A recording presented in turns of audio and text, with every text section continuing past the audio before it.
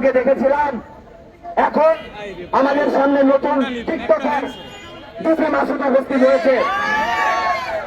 আমরা কি ভাতের হোটেলে খাওয়ার জন্য নিজের ট্যাক্সের টাকায় এই বাহিনীকে পালি?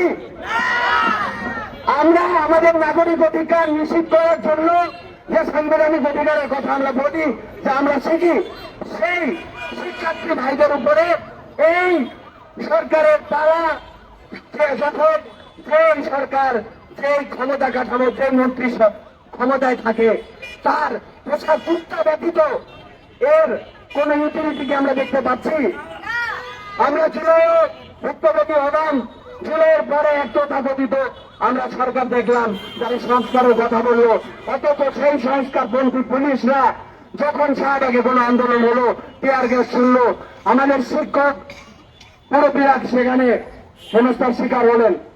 তারা শুধুমাত্র শরীর দিয়ে বা কোনো বিশেষ কোনো জায়গা দিয়ে জাজ করে আমাদেরকে হেনস্থা করে। ব্যাপারটা শুধু এমন নয়, আপনারা দেখেছেন কিভাবে একজন মধ্যবয়স্ক নারীকে টিয়ার গ্যাস এবং